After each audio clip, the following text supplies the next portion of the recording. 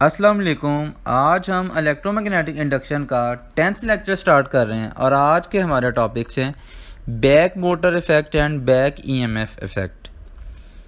First of all आज के lecture पे एक नज़र कि आज हमने जिन कॉन्सेप्ट्स को देखना है, सबसे पहली चीज़ जो हमने देखनी है वो होगा बैक मोटर इफ़ेक्ट और उसके बाद इसके कॉन्सिक्वेंसेस हमने देखने हैं। उसके बाद हम अंडरस्टैंड करेंगे बैक ईएमएफ इफ़ेक्ट और फिर इसके कॉन्सिक्वेंसेस। तो ये एक दफ़ा मैं आपको बता दूं, ये असल में बैक मोटर इफ़ेक्ट, इसको कंप्लीट इस तरह भी बोला जाता है back motor effect in generators, और बैक ईएमएफ इफ़ेक्ट को बोला जाता है बैक ईएमएफ इफ़ेक्ट इन मोटर्स। तो सबसे पहले हम देखते हैं जी बैक मोटर इफ़ेक्ट, और अगर कम्प्लीटली अगर हम इसकी बात करेंगे तो हम इसे कहेंगे जी back motor effect in generators.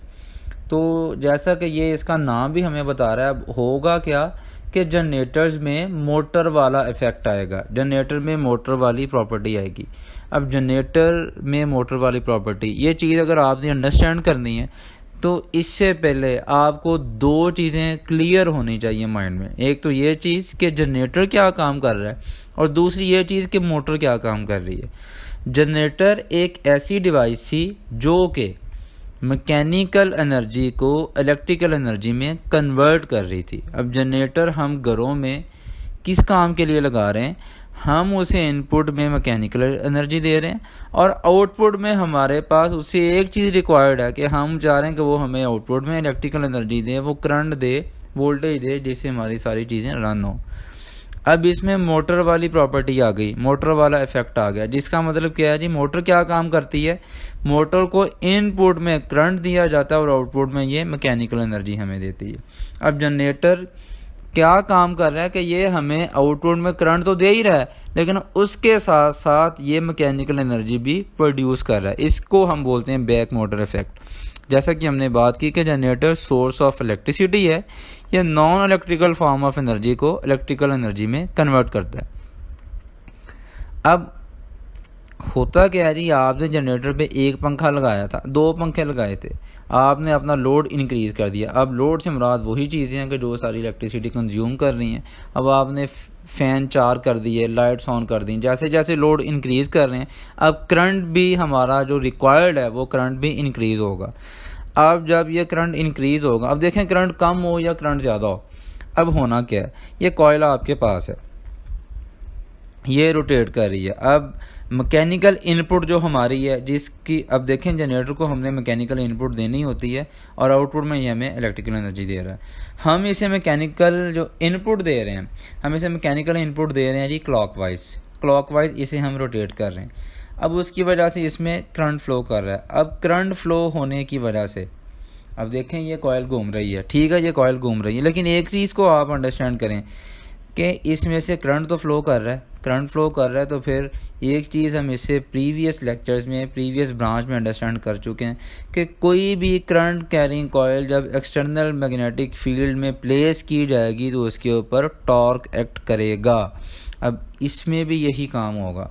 अब हम मैकेनिकल इनपुट इसे क्लॉकवाइज दे रहे हैं, इसमें से जब करंट फ्लो करेगा, उस करंट के फ्लो करने की वजह से अब चूँकि ये कॉइल एक्सटर्नल मैग्नेटिक फील्ड में भी पड़ी है तो इसके ऊपर एक टॉर्क एक्ट करेगा। अब ये आप राइट हैंड रूल से कैलकुलेट कर सकते हैं कि ये टॉर्क जो एक्ट करेगा, ये एरोज भी मैंने यहाँ पे जो है वो लगा दी हैं कि एक फोर्स अपवर्ड है, डाउनवर्ड है, इसकी वजह से ये जो टॉर्क आ रहा है, ये टॉर्क काउंटर क्लॉकवाइज आ रहा है।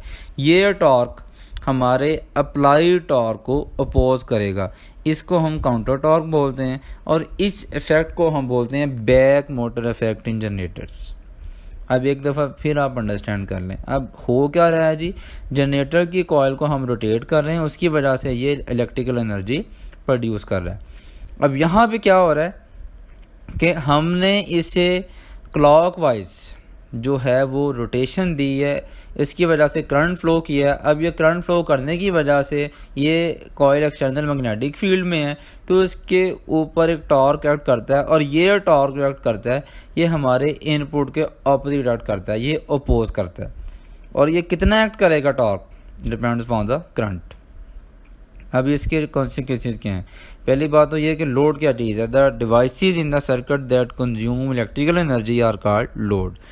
तो अब लोड से मुराद हमारा फ़ैन भी है, लोड से मुराद बल्ब भी है, लोड से मुराद टीवी भी है, लोड से मुराद हमारे पास एसी भी है जी, लोड से मुराद फ्रिज भी है। जो जो चीज़ आप चला रहे हैं बिजली पे वो सारी चीज़ें लोड हैं।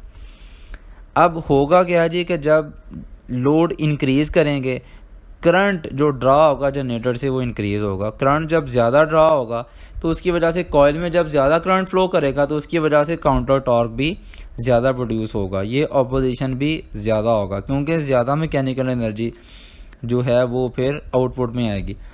अब फिर इसका मतलब है कि अगर जनरेटर ने उसी स्पीड के साथ घूमना है, अब देखें ये काउंटर टॉर्क ने अप्लाई टॉर्क को अपोज करना है, तो उससे क्या होगा, हमारी जो जनरेटर की कॉइल है ये स्लो डाउन होने की कोशिश करेगी। लेकिन अगर हम उसी स्पीड पे उसे रोटेट करवाना चाह रहे हैं तब हमें अपनी इनपुट मैकेनिकल एनर्जी भी इंक्रीज़ करनी पड़ेगी उसको बैलेंस करने के लिए, और ये बिल्कुल ठीक है। This is in accordance with law of conservation of energy, बिल्कुल उसके अकॉर्डिंग है, क्योंकि जितना ज़्यादा आप लोड उस पर चलाएंगे इसका मतलब है कि उसे इनपुट में मैकेनिकल एनर्जी भी उतनी ही ज़्यादा चाहिए होगी। ये क्यों ज़्यादा चाहिए होगी, क्योंकि जब जितना ज़्यादा लोड चलाएंगे करंट उतना ज़्यादा चाहिए होगा, करंट जितना ज़्यादा चाहिए होगा उस वजह से क्या होगा जी, उस वजह से इसमें काउंटर टॉर्क भी ज़्यादा आएगा जो कि अप्लाई टॉर्क को अपोज करेगा, कॉइल स्लो डाउन होने की कोशिश करेगी, जिसको बैलेंस करने के लिए हमें इनपुट ज़्यादा अप्लाई करनी पड़ेगी।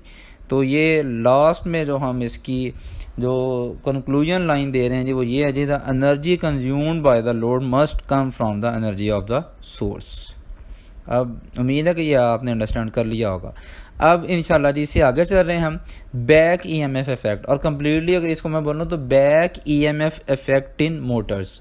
अब देखें मोटर का क्या काम था, मोटर एक ऐसी डिवाइस थी जो कि इलेक्ट्रिकल एनर्जी को मैकेनिकल एनर्जी में कन्वर्ट कर रही है। हम इसे इनपुट में इलेक्ट्रिकल एनर्जी दे रहे हैं, हम इस पर ईएमएफ अप्लाई कर रहे हैं और आउटपुट में ये हमें मैकेनिकल एनर्जी दे रही है। बैक ईएमएफ इफेक्ट, इसमें एक ईएमएफ आ गई, जनरेटर वाली प्रॉपर्टी आ गई। अगर इसको मैं बोलूँ इस तरह भी बोलूँगा, back generator effect in Motors, motor में जनरेटर वाली प्रॉपर्टी आ गई। अब ऐसा क्यों होगा, अब पहली बात तो ये कि मोटर जनरेटर का ही रिवर्स प्रोसेस है। अब जब हम कोई वोल्टेज वी अप्लाई करते हैं उसकी वजह से क्या जी, कॉइल रोटेट कर रही है। अब ये चीज़ हमें अंडरस्टैंड हो गई, हमने इसे प्रीवियस मोटर को भी अंडरस्टैंड कर लिया। अब देखें इस चीज़ को आप अंडरस्टैंड करें, हमने क्या किया है जी, कॉइल के वोल्टेज अप्लाई किए थे, कोई वी वोल्टेज हमने अप्लाई कर दिया। हमारी मोटर 100 वोल्ट पे चलती है जी, 220 वोल्ट पे चलती है, हमने अप्लाई कर दिए। जब हमने वी वोल्टेज अप्लाई कर दिए उसकी वजह से करंट फ्लो हुआ तो फिर क्या हुआ जी, मोटर ने घूमना शुरू कर दिया।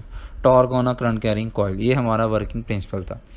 मोटर ने जब रोटेशन स्टार्ट कर दी, अब उसके बाद क्या हुआ, अब देखें इस चीज़ को आप अंडरस्टैंड करें।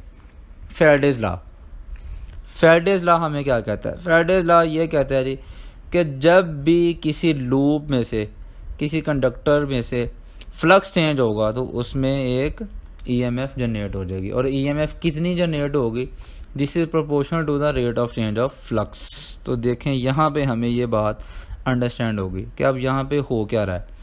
हमने वोल्टेज अप्लाई किया था, उसकी वजह से करंट फ्लो हुआ, उसकी वजह से क्या हुआ जी, कॉइल ने रोटेशन स्टार्ट कर दी। जब कॉइल ने रोटेशन स्टार्ट कर दी, अब क्या हुआ, अब इसमें से फ्लक्स चेंज हो रहा है, क्योंकि ये कॉइल एक्सटर्नल मैग्नेटिक फील्ड में घूम रही है।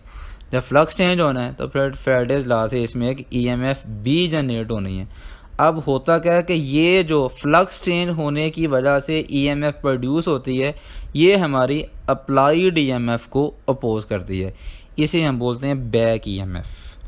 ये जो हमारे पास ईएमएफ है ये बैक ईएमएफ है, और इस फिनोमेना को हम बोलते हैं back EMF effect in motors या back generator effect in motors. अब देखें अगर आई करंट मोटर में फ्लो कर रहा है तो V equals to I R, potential difference equal to current into resistance. Potential difference कितना होगा, अब देखें ये चीज़ जो है वो डिपेंड करती है। अब देखें V अगर हमने वोल्टेज अप्लाई किया और E यहाँ पे बैक ईएमएफ है, तो नेट पोटेंशियल डिफरेंस कितना होगा, V minus C equals to I R. अब देखें इस चीज़ में आपने कंफ्यूज नहीं होना कि एक वोल्टेज हमने अप्लाई कर दिया और एक इसमें ईएमएफ जनरेट होगी जो कि हमारे अप्लाइड ईएमएफ के ऑपोजिट है, तो फिर तो चार्जेस को पता ही नहीं लगेगा कि उन्होंने क्लॉकवाइज घूमना है या एंटी क्लॉकवाइज। लेकिन ऐसे नहीं होगा, यहाँ पे क्या होगा, हमारे पास किरचॉफ रूल्स आएंगे। नेट वोल्टेज का यहाँ पे कॉन्सेप्ट आएगा कि जब दो ईएमएफ सोर्सेज इकट्ठे आ जाएं तो फिर डोमिनेंट जो सोर्स डोमिनेट करेगा करंट उसकी वजह से होगा। अब यहाँ पे जो वोल्टेज हमने अप्लाई किया था उसकी वजह से करंट फ्लो करेगा। हाँ जी, बैक ईएमएफ यहाँ पे क्या काम कर रही है, जितना करंट फ्लो करना चाहिए था उतना नहीं करेगा, उससे कम करेगा। ये नहीं होगा कि वोल्टेज दो होंगे, वोल्टेज एक ही होगा लेकिन करंट हमारा कम हो जाएगा। करंट क्यों कम होगा, क्योंकि बैक ईएमएफ अप्लाइड ईएमएफ को अपोज करेगी। और करंट की अगर बात करें तो मोटर का जो करंट होगा I will be equal to V minus E over R. V applied voltage है, E बैक ईएमएफ है जो कि अप्लाइड वोल्टेज को अपोज कर रही है, डिवाइडेड बाय R। R है जी रेजिस्टेंस ऑफ द कॉइल या मोटर की रेजिस्टेंस। इसके कॉन्सिक्वेंसेस क्या हैं जी, ये हमारे पास अहम चीज़ है।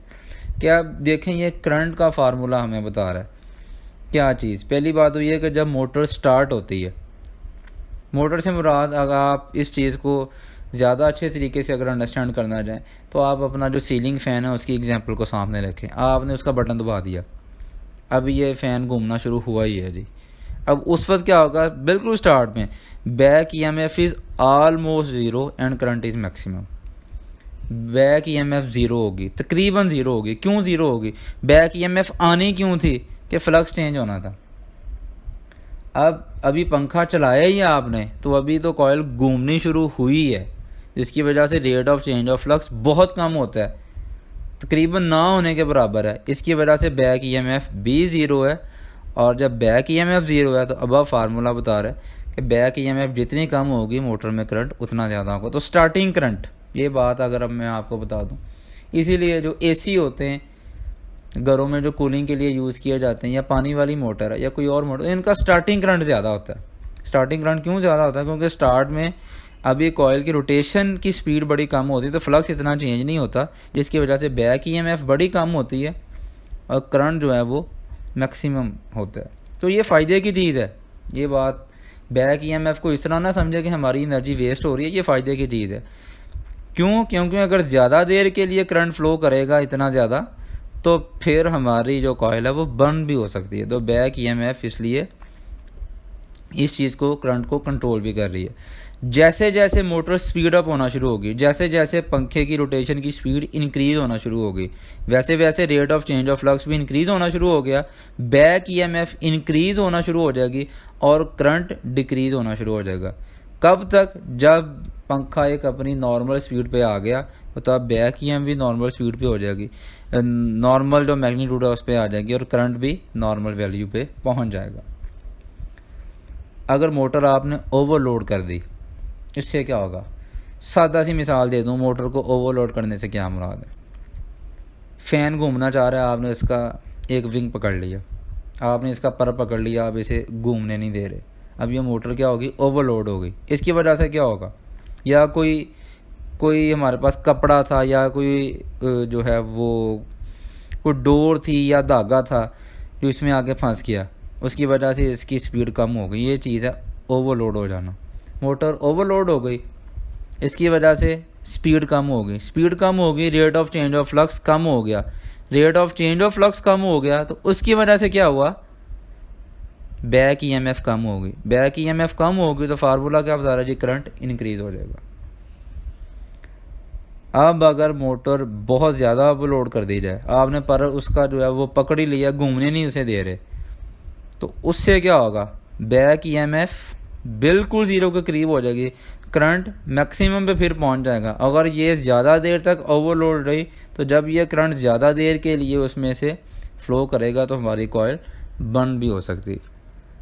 ठीक है जी, तो यहाँ से आपको इस चीज़ का जो है वो अंदाज़ा हो गया कि बैक ईएमएफ हमारे फ़ायदे की चीज़ है। ये असल में क्या काम कर रही है, ये करंट को कंट्रोल कर रही है। उम्मीद है कि ये लेक्चर आपने अंडरस्टैंड कर लिया होगा।